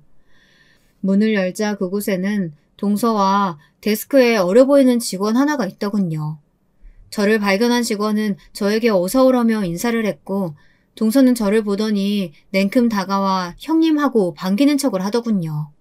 저는 그런 동서의 말은 무시하고 가방에서 그동안 동서가 쥐어줬던 돈을 모두 꺼내 동서의 얼굴에 냅다 뿌려버렸습니다. 형님! 이게 무슨 짓이에요? 날카롭게 비명을 지르는 동서와 저를 번갈아 보던 데스크 직원은 어찌할 바를 모르고 발을 동동 구르고 있더군요. 저는 그런 직원을 보고는 동서에게 말했습니다. 모르는 사람한테 더 망신당하는 걸 보이고 싶지 않으면 저 직원부터 어디 내보내는 게 어때? 제 말에 동서는 직원에게 경찰에 신고하라고 소리를 질렀지만 직원은 한껏 굳어서 아무것도 못하더군요. 결국 제가 그 직원을 보고 말했습니다. 경찰은 됐고 가서 일 봐요. 나는 우리 동서랑 더 할 말이 있어서. 제 말에 직원이 엉거주춤 뒤에 있던 직원실로 들어가더군요. 저는 직원이 들어간 문이 완전히 닫히길 기다리다가 돈 뭉치에 맞고 어쩔 줄 몰라 하며 소리 지르는 동서에게 말했습니다. 형님 제가 일당 100으로 보냈어요. 수고하셨어요. 앞으로도 이런 일 생기면 수고해줘요? 내가 동서 오는 건 바라지도 않았어. 항상 시어머니랑 나랑 우리 남편 그리고 서방님만 있었던 제사였고 다른 집처럼 거창하게 바리바리 하는 게 아니라서 돌아가신 시아버님께서 생전에 좋아하시던 음식 몇 가지만 해서 올리는 게 전부야. 말이 제사지. 그냥 그날 모여서 맛있는 거 하고 먹자고 모이는 거라고. 아, 그래서요. 돈 드렸잖아요. 지금 제가 거기 안 갔다고 이러시는 거예요? 형님 그렇게 안 봤는데 정말. 아니, 말은 바로 해야지. 나 동서 오든지 말든지 상관없는 사람이야. 내가 화가 난 건 마치 거지에게 적선하듯이 돈 몇 푼 쥐어주고 그런 문자 받은 게 화가 나는 거라고. 돈 몇 푼이요? 왜요? 그럼 더 필요하셨어요? 그럼 말로 하셨어야죠. 이렇게 남의 일터까지 찾아와서 횡피 부리시면 제가 돈을 더 드리겠냐고요. 집에서 살림만 하고 남편이 벌어오는 돈 쓰면서 사시더니 정신이 나가셨나 봐요? 돈 필요하면 말씀하세요. 더 드릴게요. 내가 참 어이가 없어서. 내가 돈 때문에 이러는 것 같아? 나도 돈 많아. 지금 동서 살고 있는 그 집, 그거 집주인이 나야. 그리고 동서 하고 있는 이 가게, 이 상가 건물주도 나고. 그렇습니다. 남편이 그때 이 가게 주소가 익숙하다고 했던 이유가 제가 그때 남편에게 보여줬던 서류 속 상가 건물의 주소와 같았기 때문이었거든요. 아이고, 네, 그러시겠죠. 하여튼 없는 것들이 자존심은 세서. 안 믿네? 그래, 그럼 부동산에 전화해봐. 지금 동서가 살고 있는 집이며 그 상가 건물주가 누군지. 동서는 어이가 없다는 표정으로 핸드폰을 꺼내들어 부동산에 전화를 하더군요. 곧이어 부동산에서 어떤 이야기를 들었는지 얼굴이 하얗게 질려가더군요. 그럴 리가 없는데? 그럴 리가... 그럴 리가 없기는 뭐가 그럴 리가 없어. 왜? 부동산에서 집주인이 나라고 했나 보지? 동서랑 서방님 결혼하기 전에 서방님이 우리 남편한테 돈을 빌려달라고 하더라고. 무슨 일인지 들어보니까 동서가 원하던 아파트가 생각보다 비쌌나 봐. 우리도 어떻게 할지 고민하다가 그냥 가족이니까 내가 주변 시세보다 싸게 전세 내준 거야. 동서 연봉 1억이라며? 나 이 건물, 동서 살고 있는 그 집, 그거 합쳐서 100억 가지고 있는 사람이야. 그런 내가 고작 동서가 힘들게 일해서 번 돈이 욕심이나 나겠어? 동서는 할 말을 잃은 듯 입만 뻐끔뻐끔 거리더군요. 저는 그런 동서에게 강하게 한마디 했습니다. 오늘 내가 동서 이런 이중인격 모습 아주 잘 봤고 서방님한테 남편한테 다 이야기할 거니까 그렇게 알아. 아, 그리고 지금 살고 있는 집이며 이 가게 당장 방 빼. 제 말에 동서는 하며 뒤통수를 잡고 무너져 내리더군요. 저는 그런 모습을 보다가 아까 방으로 들어간 직원을 불렀습니다. 데리고 가서 차가운 냉수 한 잔 먹여요. 그리고 정신 차리면 어서 여기 가게랑 집 정리하라고 다시 한번 말해주시고요. 저는 그대로 그 가게를 빠져나왔습니다. 아, 얼마나 속이 시원하던지. 여러분도 동서가 뒤통수 잡고 쓰러지는 모습을 보셨어야 하는데. 아무튼 저는 그렇게 시원한 속을 가지고 집으로 귀가했습니다. 남편에게도 이런 사실을 이야기했고 남편도 그걸 서방님께 전달했다고 하더군요. 서방님도 동서가 그런 식으로 돈을 보낸 건 몰랐다고 하더라고요. 시아버지 제삿날에 동서가 본인은 그냥 안 가겠다고 말했다고 해요. 서방님도 제사라는 말씀은 안 하시고 그냥 가서 저희랑 밥 먹고 오는 거라고 이야기했는데 왜 만나는 거냐고 물어봐서 시아버님 제사라고 했나 봐요. 그랬더니 갑자기 돌변해서는 안 간다고 자기가 거길 왜 가냐고 소리소리를 질렀다고 하더군요. 그냥 가서 밥 먹고 오는 거라고 말했지만 동서는 끝까지 듣지를 않았다고 합니다. 그래서 동서와 싸운 서방님이 자기라도 간다고 하고 나오려고 했지만 서방님은 가는데 동서가 자기만 안 가면 이상하지 않겠냐고 따져서 결국 못 오셨다고 하더라고요. 남편은 그런 서방님한테 이상한 재수씨 데려왔다고 한 소리 했고 저는 그래도 그날 시어머님이랑 저희 부부 셋이서 맛있는 거 먹고 이야기도 많이 했다고 달래드렸습니다. 제가 동서 가게에 가서 그 난리를 치고 일주일 뒤쯤 동서가 저희 집 앞으로 먹을 걸 바리바리 싸들고 와서 발을 동동거리면서 문을 한 번만 열어달라고 하더군요.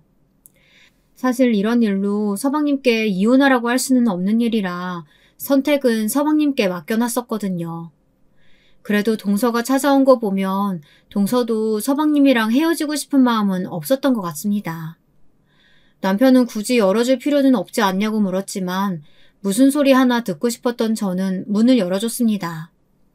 문을 열어주고 거실에 가서 앉자마자 무릎부터 냉큼 꿇는 동서는 그동안 저를 무시했던 걸 사과하더군요. 형님, 정말 죄송해요. 진짜예요. 저 그동안 형님 무시해서 정말 죄송해요. 형님께서 일도 안 하시고 애 키운다고 집에만 있으셔서 무시했던 건 사실이에요. 하지만 결코 나쁜 마음은 없었어요. 아니, 재수씨, 말이 너무 이상하지 않아요? 마음속으로는 우리 와이프 무시하고 본인 미투를 생각해서 그런 거면서 나쁜 마음은 없었다고? 이게 말이 된다고 생각해요? 아니에요. 정말이에요. 맞건 아니건 나는 그렇게 느꼈어. 입으로 뱉는다고 말이 다 말은 아니잖아요? 동서가 그 문자 보낼 때 한 번 더 생각하고 보냈으면 이렇게까진 않았을 거야. 안 그래? 그 문자를 보낸 것 자체가 동서가 나를 무시하고 깔봤다는 증거지. 아니에요. 형님, 제발 저 좀 용서해주세요. 저 아무것도 갈 곳이 없어요. 가게도 단골 손님이 점점 늘어나고 이제 그동안 고생한 거 보상받는 느낌으로 돈도 들어오기 시작했는데 여기서 가게랑 집을 어떻게 옮겨요? 제발 한 번만 용서해주세요. 네? 이러면서 엉엉 울더군요. 저와 남편은 그런 동서를 한참 동안이나 바라보다가 한숨을 내쉬고는 결론을 내렸습니다. 동서, 내가 서방님 얼굴 봐서 그동안 서방님이랑 함께한 세월이 있으니까 그걸로 이번 일은 눈 감아줄게. 막말로 내가 동서 가게가 있는 건물 주인도 아니고 동서가 살고 있던 집 주인도 아니어도 동서가 이렇게 울면서 나한테 빌었을까? 형님, 죄송해요. 정말 죄송해요. 됐고, 그만 울고 가봐요. 이번 일은 내가 눈 감아줄게. 하지만 다시는 이런 일 없도록 하고. 네, 형님, 감사합니다. 그날 서방님께 용서해 주셔서 감사하다는 전화를 받았지만 마음 한편 쓸쓸한 감정은 어쩔 수 없었습니다. 그래도 한 가족인데 제가 너무했나 하는 생각도 들고 만약 정말 제가 아무것도 없이 그 상황을 똑같이 겪었다면 이렇게 속 시원하게 해결할 수 있었을까 하는 생각도 들더군요. 그래도 다행히 다음에 만났을 때 동서가 깍듯하게 형님 대우를 해줬고 저는 이 일은 없었던 일처럼 전처럼 잘 지내고 있습니다. 그 뒤로 동서는 저에게 요리를 배우고 싶다고 다가오기도 했고 저도 저에게 다가오는 동서를 밀어내지 않았습니다. 그렇게 요리를 알려주면서 동서와 관계가 회복됐고 동서는 계속 그날 일을 사과하면서 저희의 분위기도 점점 풀려갔죠. 제 글을 읽으시는 분들은 어떻게 생각하실지 모르겠지만 저는 요즘 들어 뭐든 열심히 하려고 노력하는 동서가 예뻐 보일 때도 생겼습니다.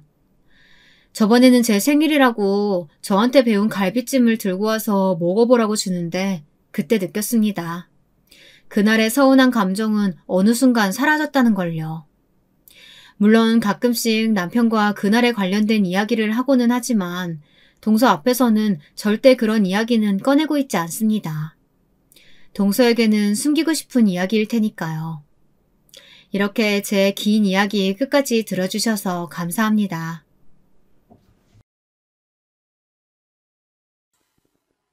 안녕하세요. 반갑습니다. 저는 서울 토박이 30 여자입니다. 불과 몇 달 전에 저만 알고 있기엔 너무나 재밌는 일이 있어서 여러분께 이야기하고자 이렇게 사연을 신청해 보았어요. 간단히 소개하자면 저희 집은 부모님, 저, 동생 이렇게 5명이서 살고 있어요. 경제적으로 매우 풍족하진 않지만 그래도 먹고 살 만큼 벌고 적당히 쓰고 싶은 만큼 쓰는 그런 평범한 가정이고요. 자랑할 거라곤 가족끼리 굉장히 돈독하다는 점 하나예요. 가족들 모두 워낙 활발하고 정이 많은 터라 서로의 연대도 끈끈한 편이거든요. 저는 엄마, 아빠, 동생 모두 자랑스러워요. 항상 각자의 일에 자신감을 갖고서 최선을 다해서 일궈낸 삶을 살고 있으니까요. 다만 저 같은 딸을 둔 건 안타깝지만 운이 없었던 것 같기도 해요. 20대까지만 해도 전 비혼주의자였습니다. 결혼하지 않고 평생 혼자 살다 가자는 주의요. 죽을 때까지 한 사람만을 바라보며 사는 게 자신이 없었거든요. 제 성격이 워낙 불같고 다혈질이라 누가 절 받아줄까 싶기도 하고요. 부모님이랑 동생도 다 똑같이 얘기했어요. 네 그 성격 받아줄 사람 찾느니 그냥 혼자 살아라 라고. 창피하지만 회사도 여러 번 옮겼죠. 상사가 못 살게라도 구는 날이면 쓸데없는 반항심으로 항상 반발하고 일어섰거든요. 그러다 정착한 게 지금의 회사입니다. 야근이 너무 많긴 하지만 자율적이고 직급이 없는 회사라 위계질서 같은 것도 없어서 너무 좋아요. 그렇게 오랜만에 만족해야 할 만한 일을 찾고 난 후 자기 개발에 집중하며 살고 있었는데요. 잔잔하던 제 삶에 웬 커다란 돌 하나가 떨어진 겁니다. 여느 날과 같이 휴일을 즐기며 거실에 늘어져 있는데 아빠가 갑자기 소개받을 사람이 있으니 다녀오라는 거예요. 뭔 소개인가 했는데 알고 보니 남자더라고요. 아빠가 직접 아는 사람은 아니고 우연히 아빠가 같이 일하시는 분의 조카가 저희 회사에 다니는 사람이라고 하더라고요. 황금 같은 주말에 그렇게 누워있지 말고 같은 회사 사람이니까 한번 만나나 봐라 라고 제안 주신 거였어요. 너무 싫었습니다. 평화로운 일터에서 남자를 만나라니요? 괜히 껄끄러운 일 만드는 게 싫어서 극구 거절했지만 이미 어른들끼리 약속을 잡은 터라 어쩔 수 없었어요. 그렇게 힘겹게 나간 자리에서 만난 남자와 저는 결국 훗날 결혼까지 약속하게 됐답니다. 사람 일이라는 건 알다가도 모른다는 어른들의 말씀이 다 정말 100번 1000번 맞아요. 만나기 싫었던 남자와 연애를 하게 되고 남의 일 같았던 결혼을 하기 위해 어느새 식장을 알아보는 제 모습이 믿기지 않았죠. 그때부터 괜히 지키지 못할 입방정 떨지 않기 위해 입조심 말조심하며 살고 있고요. 결혼을 약속했던 그 남자, 전 남자친구를 우선은 편하게 남자친구라고 말할게요. 그 사람은 한마디로 순둥이 같았어요. 제가 뭐라고 하던 무슨 일을 하던 군말 없이 믿어주고 따라줬거든요. 전 그 점이 제일 좋았고요. 가끔 줏대없는 모습이 답답하긴 해도 있는 그대로의 저를 받아주는 사람은 제 인생의 처음이었으니까요. 하지만 같은 직장에 다니기에 결혼 약속하기 전에는 불편한 점도 많았어요. 저와 만나는지 모르고 다른 사람들이 그에 대한 비밀이나 뒷이야기를 저에게 몰래 하는 그런 류요. 다른 부서 사람들이 떠들기로는 남자친구는 굉장히 잘 사는 집안이라고 하더라고요. 사람이 순진하고 쑥맥이라 티가 안 날 뿐이지 꽤나 유명한 소문이라고요. 남자친구 집에 가거나 직접 얘기를 들은 적이 없어서 저조차 몰랐던 사실이지만 딱히 신경 쓰이진 않았죠. 그 밖에 또 불편했던 건 여긴 제가 오래 다니고 싶은 회사니까 비밀로 하자 했는데도 자꾸만 사람들한테 공개하고 싶어 하더라고요. 어차피 나중에 다 알게 될 건데 왜 감춰야 하냐면서요. 우연이라도 지나칠 때마다 왜 그렇게 티내고 싶어 안달인 건지 앞으로도 계속 그럴 거냐고 물으니까 본인은 하루라도 빨리 저와 결혼을 해서 함께 살고 싶대요. 한마디로 뭐 자신과의 결혼에 대해서 생각해달란 뜻이었죠. 사람들의 축복 속에서 미래를 약속하는 게 너무 근사할 것 같다면서 낭만적인 소리를 해대는데 얘도 참 철이 없다 싶으면서도 날 얼마나 사랑하면 이럴까 싶어서 이해해줬습니다. 그 다음부터 하루가 다르게 보채기에 뭔가 스스로도 믿을 만한 구석이 있겠구나 싶어서 차근차근 결혼 준비를 하기 시작했어요.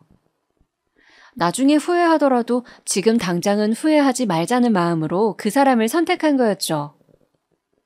가족들은 얼마나 좋은 사람이기에 네가 그런 결정을 했냐면서 놀라워했어요. 다들 어서 빨리 상견례하고 싶다며 들떠 있었는데 다 같이 만나는 일이 생각보다 어렵더라고요.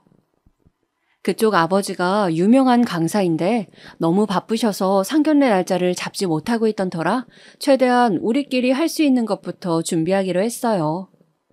그렇게 어쩌다 보니 날짜를 알아서 잡고 식장까지 알아본 후에 상견례를 하게 되었습니다. 그쪽 식구들은 겉보기엔 매우 교양이 넘치는 것처럼 보였어요. 예의 있고 고상한 딱 그런 느낌? 아버지는 입시 강사에 어머니는 피아니스트, 형은 유학 중이라니 처음 볼 땐 참 대단한 집안이다 싶었죠. 그쪽에서 먼저 예상만큼이나 거창한 소개를 늘어놓은 이후 저희 집안은 어떤 일을 하는지 소개할 순서가 되었어요. 아빠는 지금 환경미화원으로 일하고 있다 말씀하시고 이어서 엄마 일을 소개하려는데 그쪽 어른들이 잘못 들은 거냐는 표정으로 다시 되물으시더라고요. 네?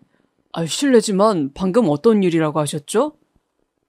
환경미화원 말이에요. 뭐가 잘못됐나요? 그런 건 아닙니다만 저는 공직자 자리에 계시다고 전해 들었거든요. 그것도 꽤나 높은. 제가 깜빡 속았나 봅니다. 저런 말을 한 적이 없는데 무슨 소린지 싶어서 남자친구를 쳐다보니 본인은 그런 적 없다는 듯 순진무구한 얼굴을 하고 있더라고요. 죄송한데 저는 남자친구한테 그런 이야기를 한 적이 없어서요. 아빠는 환경미화원으로 오랫동안 일해오셨고요. 알고 계시던 것과는 다르지만 속인 적은 없습니다. 그러니 속았다는 그 말씀은 조금 불편하네요. 그렇구나. 불편했다면 용서하렴. 조금 당황스럽긴 해서 말이야. 뭐랄까, 이렇게 실제로 하시는 분은 처음 보기도 했고 그래서. 아니, 살면서 환경미화원을 실제로 못 봤던 사람도 있을까요? 저렇게 당황하는 게 저로선 이해가 안 가더라고요. 당황했다고 하더라도 입 밖으로 꺼내는 것도요. 분명 그건 우리 집을 무시하고 깔보려는 의도였다는 게 확실했습니다. 이어서 나머지 가족들이 자기소개를 할 동안 그쪽 식구들은 충격에서 못 헤어나오겠다는 표정으로 가만히 듣고만 있었어요. 아빠도 이 같은 변화를 눈치채셨는지 어느새 말씀이 사라지셨고요. 엄마와 동생은 고개를 푹 숙이고 있더라고요. 하루라도 빨리 결혼을 서두르자던 사람들이 환경미화원이라는 말 하나에 갑자기 꿀먹은 벙어리가 된 게 기가 차더라고요. 아빠는 당신 직업에 누구보다 자부심을 갖고 계셨던 분이었는데 말이죠. 저는 참지 못하고 말씀 도중에 끼어들어 그쪽 부모님께 질문을 했습니다. 실례지만 아까 말씀하신 게 계속 마음에 걸려서요. 한 가지만 여쭤봐도 될까요? 혹시 환경미화원이 강사나 피아니스트보다 훨씬 안 좋은 일이라고 생각하시나요? 저는 최대한 정중히 물어봤다고 생각했는데 한순간 찬물을 끼얹은 듯 분위기가 가라앉았습니다. 아차 싶었지만 끼얹은 물을 주워 담을 수 있나요? 답을 기다리는데 앞에 있던 남자친구가 부족한 말솜씨로 부모님을 변호하기 시작했어요. 미경아, 진정해. 우리 부모님은 그냥 당황하신 거야. 자기 부모님을 비웃거나 비하하는 의도가 절대 아니었다고. 당황은 왜 하는데 당황해야 하는 지점이 대체 뭔데? 그래, 넌 애초에 왜 그런 거짓말을 한 거야? 난 공무원의 기억도 꺼낸 적이 없다고. 제 성남 불길이 남자친구로 번지자 아무 말 없던 시아버님이 나섰습니다. 의도와 다르게 제 질문이 오해를 산 것 같네요. 말씀하신 그런 뜻은 아니고 해당 직업이 일반적으로 경제적 여유 있다고 생각하긴 어려워서 그랬습니다. 아이들이 아직 어리니 아무래도 집에서 도움을 받아야 할 텐데 그 부분을 해결하실 수 있을까 하는 아주 작은 걱정 때문에요. 아니, 이게 무슨 소리죠? 환경미화원이 경제적으로 어려울 거라니. 교양 있는 척했지만 사실은 정말로 무지한 사람들이라는 걸 이때 알아차려야 했어요. 불같은 저는 또다시 참지 못하고 나서버렸네요. 환경미화원은 꼭 필요한 직업이기에 그만큼 벌이도 적지 않다는 것과 오랫동안 일하신 베테랑이기에 다른 사람들보다 훨씬 더 버는 것, 가족 수만큼 추가 수당도 있기에 아빠 혼자만 일해도 우리 가족 모두 잘 먹고 잘 살 수 있다는 이야기를 마음껏 쏟아냈어요. 그렇지만 제 이야기를 한 귀로 흘리는 듯한 그쪽 식구들을 보면서 도중에 깨달았습니다. 돈이 중요한 게 아니라 사실은 그런 직업을 가진 사람을 사돈으로 맺고 싶지 않다는 체면이 중요했던 거예요. 하지만 그걸 티낼 순 없으니 우회적으로 말한 거겠죠. 저는 제 입으로 아빠에게 한 번 더 상처를 준 것 같아서 왈칵 울고 싶은 마음뿐이었어요. 남자친구 가족들은 우선 이 결혼에 대해 조금 더 생각해보자는 말을 끝으로 일어섰습니다. 저희가 먼저 일어섰어야 했는데 그마저도 그쪽한테 진 기분이었네요. 그날 집으로 돌아가서 아빠가 조용히 저를 부르셨습니다. 그리고선 저에게 미안하다고 하시면서 결혼을 하고 싶다면 당신들은 괜찮으니 개념치 말고 준비하라고 말씀하셨어요. 제가 그쪽에서 얼굴 들고 살 수 있을 정도는 되게 지원해 주실 거라면서요. 갑자기 죄인이 된 것처럼 말하는 아빠를 보니 이 결혼은 절대 하면 안 된다는 생각이 들면서 정신이 차려지더라고요. 주위에 결혼한 사람들 말 들어보면 다들 똑같이 그래요. 고부 갈등이든 시댁 갈등이든 싸울 때 싸우더라도 앞으로 나아질 거란 희망 아래 같이 살 수 있는지 없는지를 결정하는 건 남편의 몫이라고요. 중간에서 얼마나 중재를 잘해주는지에 따라서 앞날이 결정된다는 말이더라고요. 아직 식을 올린 건 아니지만 저희도 크게 다를 바 없었죠.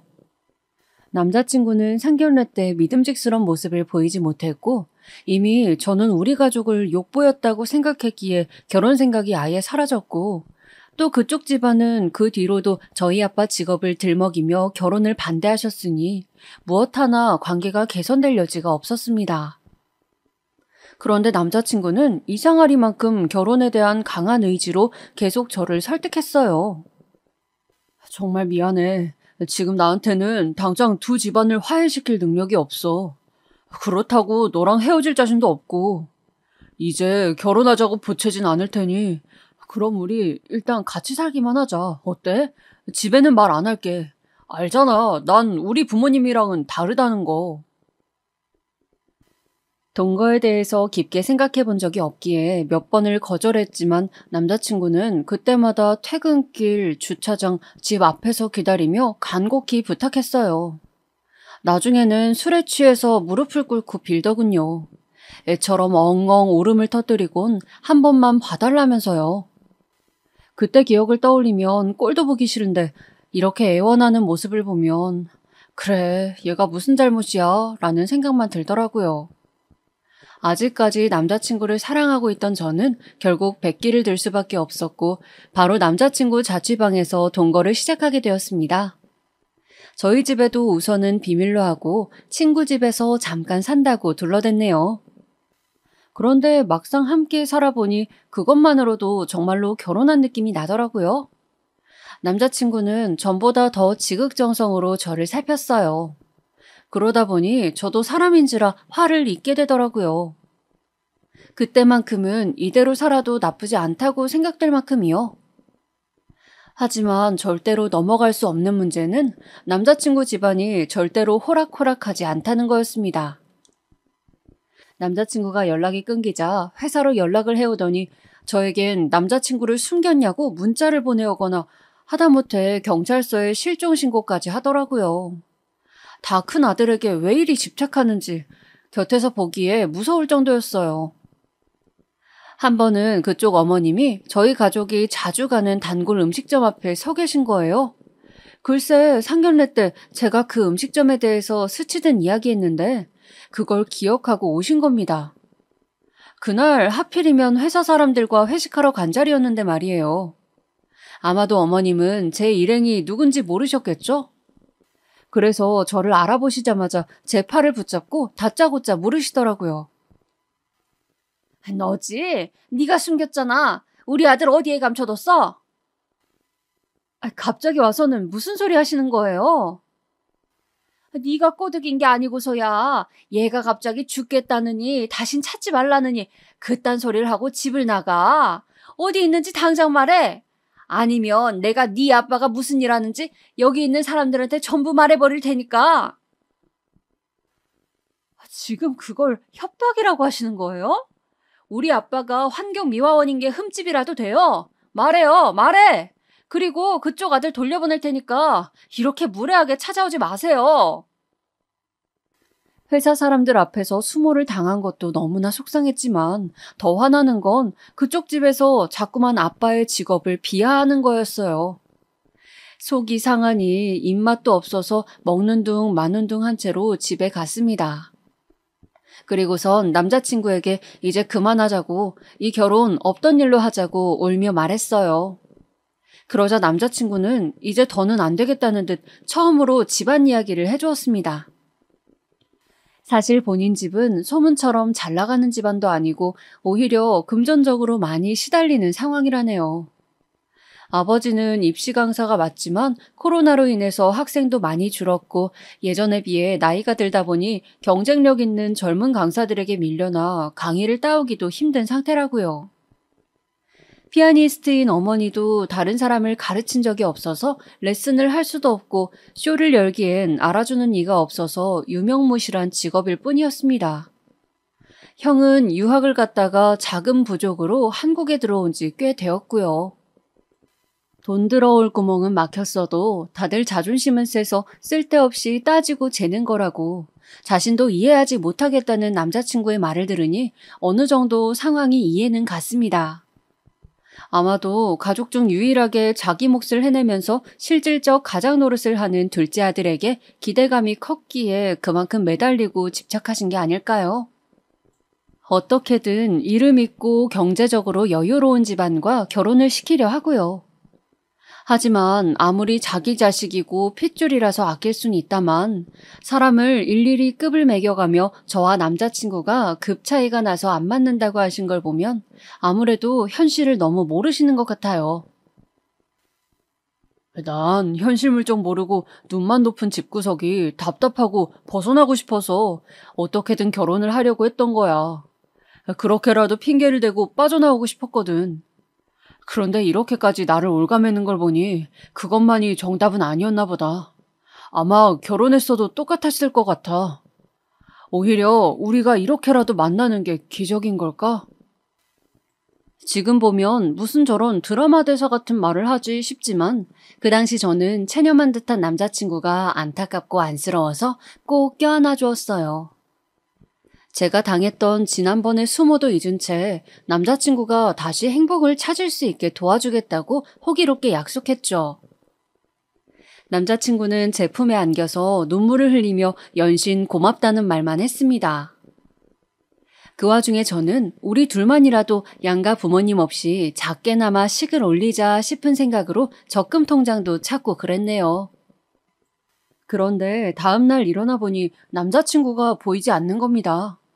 항상 함께 출근했었는데 어디 갔나 싶어서 찾아보았더니 쪽지를 남겼더라고요.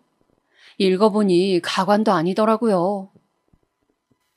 미경아, 너와 함께 지내는 동안 내 행복은 뭘까 고민해보았거든. 그런데 내가 내린 결론은 그게 무엇이든 나 혼자선 찾을 수 없을 것 같다는 거야. 그렇다고 네가 도와줄 수도 없는 일이고. 난 아무래도 가족을 버리고선 행복할 수 없다는 걸 확실히 깨달았어. 우리 가족들을 머리론 이해할 수 없지만 가족이니까 내가 끝까지 곁에서 지켜주고 행복하게 만들어드려야 할 것 같아. 그동안 함께해서 즐거웠어. 너도 네가 사랑하는 사람들 곁에서 행복을 찾길 바랄게. 위로랍시고 건넨 저의 말에 남자친구는 내가 아닌 가족을 떠올린 거였더라고요. 이 얼마나 듣도 보도 못한 황당한 이별입니까? 결국 가족이 그렇게 중요한 사람이 왜 저에게 희망을 주고 같이 살자고 말한 건지 모르겠네요. 그렇게 전 하루아침에 버림받고 집에서 쫓겨나게 생긴 겁니다. 한 달 만에 돌아간 방에 혼자 덩그러니 남겨진 그 기분은 아직도 말로 설명할 수 없네요. 당황, 황당, 슬픔의 감정을 하나씩 순서대로 느끼다가 마지막으로 분노가 치밀어서 헤어질 땐 헤어지더라도 이대로 순순히 나가주기는 억울하겠다 싶은 겁니다. 남자친구가 그림을 모으는 고상한 취미가 있는데 가장 아끼는 거실 그림에 이별 편지를 써두고 나왔죠. 할 말이 많아 장문으로 적다 보니 어느새 그림의 반을 빼곡히 채우더라고요. 그렇지만 이 정도는 해줘야 우리의 작별 인사지 싶어서 끝까지 할 말을 전부 적었습니다. 그러고 나서 하루 이틀 후 회사로 출근하는데 그날따라 뒤통수가 따가운 겁니다. 한껏 뜨거운 눈길을 받으며 자리에 앉았는데 평소 눈치 없기 백단이라 거리 두고 있던 옆자리 직원이 이야기를 해주더라고요. 미경 씨, 그렇게 힘든데 왜 말을 안 했어? 네? 힘들다니 그게 무슨 소리예요? 지금 회사 안에서 그게 가장 화두야. 미경 씨가 집 형편이 너무 어려워서 상견례 이후에 파혼을 당했다고. 얼마나 어려우면 그래. 인사부에 준호 씨랑 결혼하려고 했던 거라며. 그치? 둘이 만나는 줄은 전혀 몰랐네. 하긴 준호 씨가 집안이 좋긴 하지. 이 소리를 듣는데 누군가 머리를 후라이팬으로 힘껏 내려친 기분이었어요. 딱 보아하니 혹여라도 제가 본인 집안 사정에 대해 말할까봐 미리 선수 친 거더라고요. 기분은 더럽지만 애써 대응하지 말자는 마음으로 일에만 집중했지만 워낙 평온한 회사라서 자주 없는 일이 생기니 오히려 더 시끌벅적해졌어요. 가난하다, 파혼당했다 등의 소문은 크게 신경 쓰지 않지만 함께 회사를 다니는 남자친구의 정체가 드러나니 그게 가장 싫더라고요. 본인이 그렇게 공개하고 싶어서 티를 내더니 결국 마지막에 이 사단을 만들었구나 싶고요.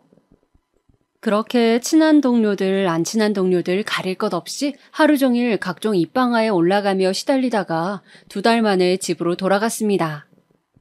가족들에게 그동안 있었던 일을 다 사실대로 말했어요. 우리 가족한테 상처 준 집안인데 바로 헤어지지 못해서 죄송하다 말하고선 끝은 안 좋았지만 그래도 그렇게 살아보니까 미련은 없다고 말했습니다. 이야기를 묵묵히 듣던 가족은 사실 제가 남자친구와 있던 걸 알았지만 그래도 돌아와서 기쁘다며 웃어주었죠. 나중에 동생에게 듣기론 아빠는 제 상견례 이후 결혼을 취소한 게 당신 탓인 것만 같아 그동안 잠도 제대로 못 주무셨다고 하고 엄마도 그런 아빠를 보며 많이 힘들어하셨대요. 그것도 모르고 집을 나간 제가 스스로 한심해서 너무 죄스러웠어요. 액땜 아닌 액땜을 했으니 앞으로 갚아나가면서 다시 열심히 살아가자라고 몇 번을 다짐했습니다. 그런데 다음날 출근하고 보니 또 커다란 산 하나가 도착해 있더라고요. 제 책상 근처로 사람들이 몰려 있는 겁니다. 다가가서 보니 남자친구 집 거실에 걸려있던 그림이었어요. 제가 쓴 이별 편지에 또 답장을 적어서 회사 사람 모두가 볼 수 있도록 친히 제자리에 갖다 둔 겁니다. 정말이지 지극정성이죠? 너같이 한심하고 이기적인 인간은 그 미칠 듯이 사랑하는 가족 곁에서 떠나지 말고 평생 꼭 붙어서 살았으면 좋겠다라는 식으로 적어두었는데 본인은 애초에 사람들에게 보여줄 걸 의식하고 혼자 절절한 사랑을 한 것처럼 다음 생에라도 만나자는 낭만식의 답장을 써두었네요. 아, 이건 곧 나를 그만두게 하려는 심산이구나 싶어서 남자친구를 바로 찾아갔습니다. 제가 올 줄 어느 정도 알았다는 것처럼 침착한 얼굴로 맞이하더라고요. 어차피 다 소문 날 대로 난 사이니 가릴 것도 없겠다 싶어서 회사 아래층 카페에서 만났어요. 오랜만이다. 못 본 동안 잘 지냈어, 미경아? 못 본 지 나흘 됐으면서 뭔 소리야. 왜 자꾸 유치하게 회사에다 미리 손을 쓰지? 그렇게 안 하면 내가 네 비밀에 대해 떠들어댈까 봐 불안해서 못 살겠어? 그러고 보니 너희 집 잘 산다는 소문도 네가 낸 거 아니야? 제 말에 남자친구는 아무 대답도 못하더라고요. 설마 했는데 남자친구는 툭하면 자신을 포장하는 거짓말을 해가며 원하는 이미지를 만들어갔던 거였어요. 그래서 본인의 부모님에게도 거짓말을 통해 멋진 아들을 흉내내고 있지도 않은 경사를 만들어서 기대치를 한껏 높여온 거더라고요. 그러니 어머님의 아들 사랑이 그렇게 깊었던 것도 평소에 본인이 인기가 차고 넘쳐서 훨씬 좋은 조건의 여자를 만날 수 있다는 식으로 이야기해왔기 때문이고요. 진실을 알고 나니 그저 순수하게만 느껴졌던 남자친구의 모든 것들이 한순간 끔찍하게 느껴졌습니다. 대체 나한테 뭘 원하냐고 물으니 그런 거 없다고 대답하더라고요. 그냥 지금 이 순간의 곤경을 벗어나기만 하면 된다고요. 저는 마지막으로 저와 만났던 건 진심이냐고 아니면 그것조차 너의 이미지를 위한 거냐고 물었습니다. 쉽게 대답하지 못하더니 겨우 하는 말이 제가 회사 내에서 평판이 좋기에 더 만나고 싶었던 건 사실이래요. 씀씀이도 크고 하고 싶은 거 다 하면서 즐기며 사는 것 같기에 집도 잘 사는 줄 알았다고요. 하지만 부모님이 조건을 많이 보는 건 사실이라 우리가 결혼까지 못 간 거라고 덧붙이면서요. 왜 그 드라마를 보다 보면 가끔씩 상대방한테 물을 던지는 장면이 있잖아요.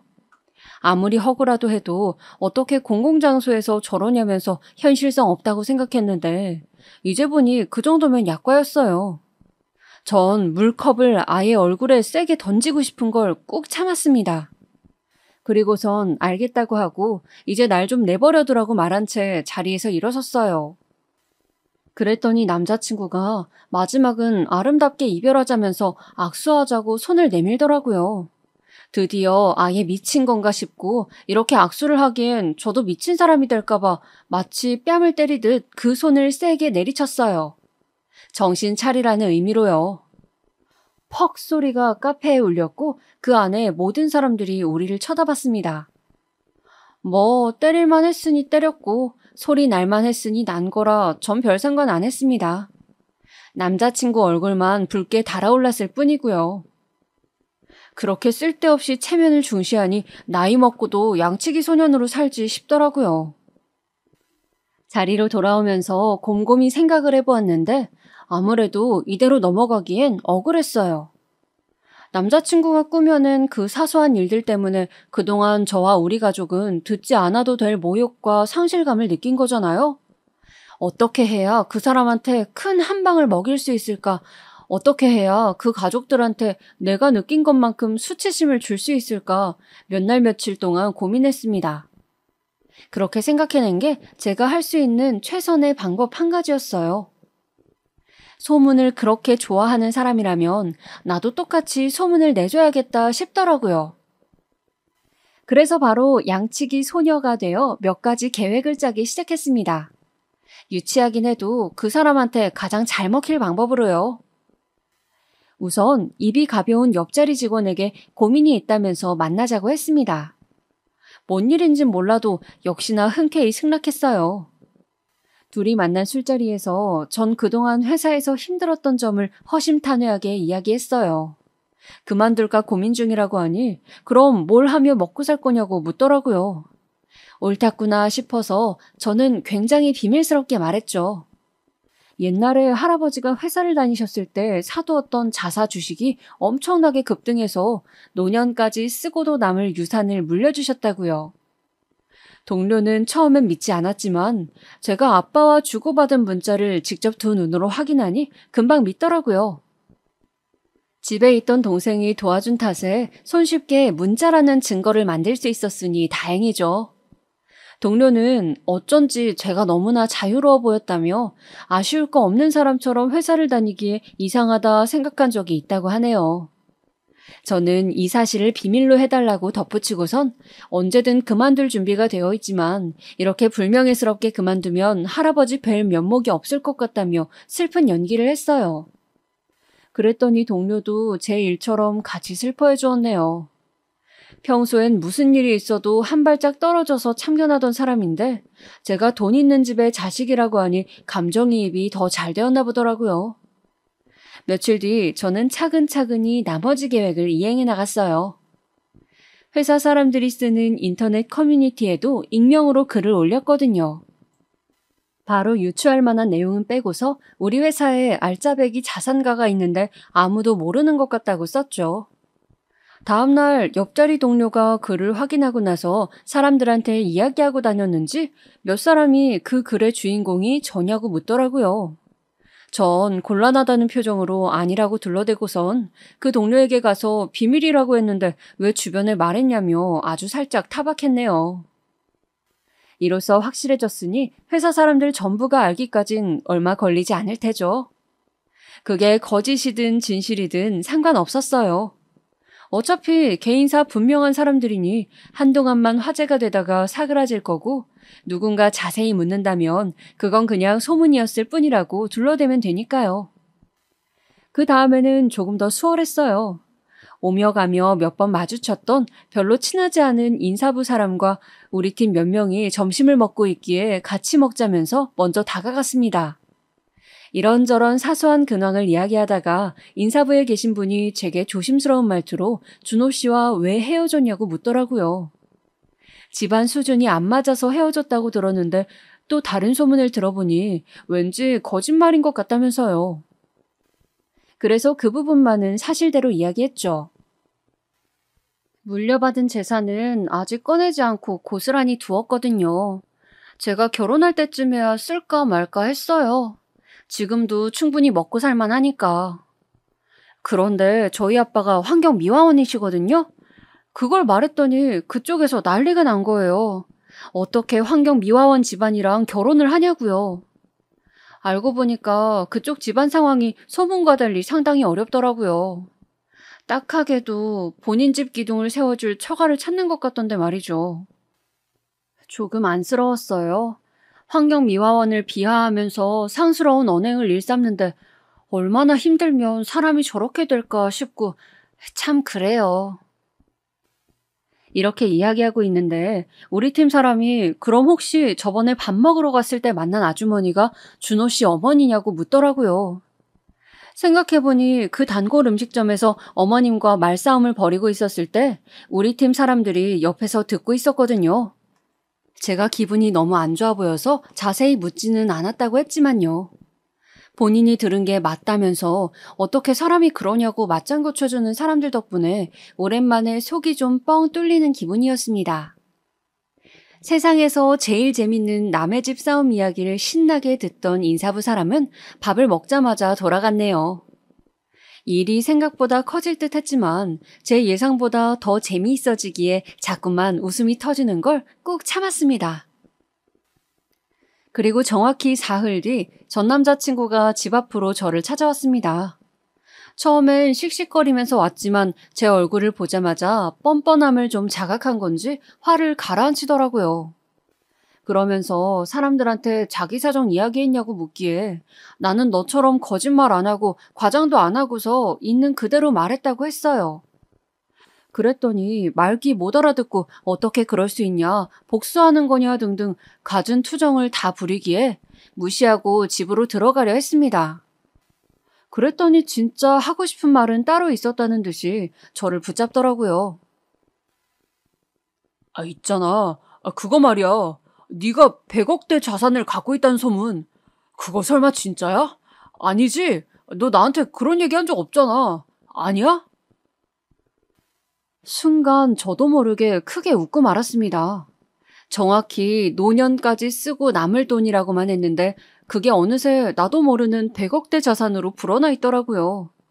소문이란 건 매번 사람 입을 탈 때마다 그 모습이 변하니 알면서도 참 징글징글하네요. 거짓말이지? 웃는 거 보니까 거짓말이네. 맞지? 아니, 난 네가 찾아온 이유를 알 것 같아서 웃은 건데 이제야 진실을 알고서 내 바짓가랑이 붙잡으러 온 거 아니야? 바짓가랑이라니 무슨 말이 그래? 어머 미안해. 아직도 말이 헛나오네. 그래도 이렇게 얼굴 보니까 좋다.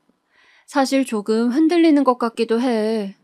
가끔은 네 부모님을 함께 만났던 그 시간으로 돌아가서 관계를 잘 풀었으면 어땠을까 생각도 했거든. 그럼 우리가 이렇게까지 되진 않았겠지 싶고. 너도 이렇게 찾아온 걸 보면 내가 밉지만 조금은 그리워했다고 생각해도 될까? 나도 내 마음을 잘 모르겠다. 어쨌든 조심히 가. 안절부절 못하는 전 남자친구를 두고서 보란듯 콧노래를 부르며 집 안으로 들어갔습니다. 일부러 마음이 남은 척해서 헛된 희망을 주고서 매달리면 그때 다시 한번 걷어차고 싶었거든요. 마지막에 전 남자친구의 넉나간 얼굴을 보니 어느 정도 효과가 있었던 것 같았어요. 그렇게 그간 있었던 일들을 가족들에게 신나게 이야기했더니 나이 먹고 그게 무슨 유치한 짓이냐며 잔소리하시네요. 그렇지만 이내 다 같이 웃음을 터뜨리고 말았어요. 죄 지은 것도 아닌데 뭐 진지할 거 있나요? 특히 동생이 엄청 통쾌해하기에 그게 참 웃겼네요. 그러니 부모님도 내심 조금은 후련하지 않을까 싶었죠. 그런데 전 남자친구 쪽은 제 생각보다 이 거짓말에 대해 꽤나 진지했나 봐요. 그로부터 며칠 후 갑자기 연락해서는 같이 살던 집에 두고 간 게 있다면서 짐 챙기러 오라고 하더라고요. 생각해보니 옷 몇 가지를 두고 온 게 맞는 것 같아서 동생을 데리고 함께 갔습니다. 그런데 집 들어가자마자 깜짝 놀랐네요. 제가 혼자 오는 줄 알았는지 전 남자친구와 아버지, 어머니가 다 같이 계시더라고요. 얼떨결에 다시 한번 상견례를 하는 기분이었어요. 전 남자친구는 다시 만나고 싶다는 제 거짓말을 진짜로 믿었던 거예요. 가자마자 전 남자친구는 웃으며 제게 꽃다발을 안겨주었어요. 아니, 뭐 잘해준 것도 하나 없으면서 왜 그렇게 잘 지냈냐고 물어들 대는 건지. 왜 저를 불러낸 건지 살짝 예상은 갔지만 저도 모른 척 대화를 주고받았어요. 그러다 할 이야기가 떨어질 때쯤 그제야 너무나 속이 뻔히 보이는 말을 하더라고요. 역시 그 집은 염치를 모르는 무지한 집안이 맞았어요. 우리가 그때 이 결혼에 대해 조금 더 생각해보자고 했던 거 기억나지? 전에 듣기론 두 사람 다 고민도 많이 했고 이야기도 나눌 만큼 나눈 것 같은데 시간도 꽤 지났고 이제 미룰 것도 없지. 늦춰진 만큼 결혼 준비를 앞당겨 다시 했으면 하는데 네 생각은 어떠니, 아가? 우선 깊게 이야기하기 전에 먼저 사과해 주세요. 저희 아빠 직업 폄하하고 집안을 욕하셨던 거요. 사과 없이는 전 한마디도 할 수 없어요. 그래, 뭐 그때는 본의 아니게 미안했다. 하지만 다시 말하는데 분명 오해였어. 그런 의도로 이야기했던 게 아닌데 네가 너무 예민하게 들었잖니. 그래서 그래. 사과치고는 꼬리가 너무 길게 붙네요. 어쨌든 알겠습니다. 그리고 앞서 말하신 단계가 좀 이상하네요. 분명 우리는 파혼하고 헤어졌는데 다시 연애하는 것도 아니고 다시 결혼을 하라고요? 이번에도 준호 씨한테 또 말을 이상하게 전달받으신 거 아니에요? 그랬더니 그쪽 부모님이 적잖이 당황한 듯 말을 흐리시더라고요. 본인들이 무언가 착각한 게 있나 싶은 표정이었어요. 이번엔 전 남자친구도 크게 당황하여 저를 말리던데 그 모습을 보니 정말로 거짓말을 한 게 맞는 것 같았습니다. 제 말을 오해한 것에 더해서 우리가 절대 헤어질 수 없는 연인인 것처럼 아주 소설을 써놨더라고요. 뭐야? 정말로 또 지어낸 거야? 그 버릇 언제 고칠래? 이번엔 또 뭐라고 말씀드렸는데? 조금만 더 노력하면 예전으로 돌아갈 수 있을 것 같다고? 아니면 내가 아직도 널 기다리고 있다고? 내가 언제 너랑 다시 만난다고 했어? 제발 그만 좀 하자. 그놈의 돈 보고 이러는 거 뻔히 아는데 그래도 최소한 사람답게 살아야지. 한 집안이 다 나이값 못하고 살면 어떡해? 아가, 너 말하는 투가 어른한테 그게 뭐야? 아직도 우리한테 오해가 있는 것 같은데 흥분하지 말고 일단 앉아서 이야기하자. 두 사람이 절 억지로 붙잡고 앉히려 하자 반항할 틈도 없이 끌려가는데 동생이 갑자기 미친 듯 달려들더니 그 가족에게서 저를 떼어내어 주었습니다. 그렇게 목청이 좋은 건 처음 봤어요. 이거 놔! 우리 언니 놓으라고! 어딜 그 더러운 손을 대? 인간도 아닌 것들이! 처음 보는 동생의 모습에 당황했지만 얘도 그동안 옆에서 제가 당해온 험한 꼴을 보면서 얼마나 답답했을까 싶어서 그냥 큰소리치게 내버려두었죠. 아버님, 어머님, 만나서 반가웠습니다만 저 이만 가볼게요. 이제 와서 저를 붙잡으시려는 것 같은데 이미 많이 늦어서요. 쓸데없이 후회하진 않았으면 좋겠네요. 그리고 아들이 30 넘도록 거짓말하는 버릇은 꼭 매를 들어서라도 고치셔야겠어요. 우리 아빠가 말하길 사람이 버린 쓰레기는 치울 수 있어도 쓰레기 사람은 치우기 힘들다고 했거든요. 이렇게 마주보는 것조차 너무나 비위가 상해서 말이에요. 그리고 마지막으로 저 아가 아니거든요? 그럼 가볼게요. 그 말을 끝으로 그렇게 그 가족과는 완전히 이별할 수 있게 되었습니다. 모든 연락을 차단하고 제 인생에서 아예 지워버리기 위해 갖은 애를 다 썼어요. 그래도 조금은 복수했다는 마음에 통쾌했지만 한편으로는 씁쓸함이 크더라고요. 이렇게까지 했어야만 하는 제 자신이 안쓰러워서요. 하지만 움직이지 않았다면 그대로 실망하는 일이 있었겠죠. 그 뒤로는 별일 없었습니다. 어쩌다 보니 제가 먼저 회사를 그만두었는데 얼마 안 돼서 그 사람도 그만두었다고 하더라고요. 본인은 이 직장에 평생 뼈를 묻을 거라고 얘기해 왔었는데 무슨 연유로 그만둔 건지 정확히는 모르지만 아마도 회사 사람들 눈이 따가워서 그랬던 거겠죠. 그 후로 어떻게 됐는지는 알고 싶지도 않아서 굳이 찾아보진 않았네요. 아마도 새로 직장을 구하더라도 그 나쁜 버릇을 고치지 않으면 또다시 힘들어질 텐데 말이죠. 전 남자친구도 그의 가족분들도 예전보다는 조금 더 사람답게 인간성을 지키며 살아가고 있길 바랄 뿐이에요. 제가 일을 그만둔 건 거짓말 때문이거나 다른 껄끄러운 이유는 아니에요. 예상치 못하게 아주 거한 액땜을 하면서 지쳤던 시간들을 스스로 보상해주기 위해서 조금 쉬고 싶었거든요. 아무리 불같은 저여도 이번 일은 참 지난하고 고생스러운 시간들이었거든요. 저에게도 소중한 직장이었던 터라 그만둘 때 눈물이 찔끔 나긴 했지만 분명 저에게 더 알맞은 일이 따로 있지 않을까 싶어요. 당분간은 아무 생각 없이 특히 연애와 결혼 생각은 일절 금지한 채 나를 위해서만 즐기고 누리고 빚진 이들에게 은혜를 갚으면서 올 한 해도 보람차게 보내려고 합니다. 여기까지 저의 다사다난한 사연이었습니다. 혹시 끝까지 읽느라 피곤하셨나요? 그렇다면 이거보다 더 재미있는 일이 여러분의 오늘 남은 하루 중에 생길 거라 살짝 예언해봅니다. 그럼 올 한 해도 원하시는 일 하면서 즐겁게 마무리하셨으면 좋겠네요. 봐주셔서 감사합니다.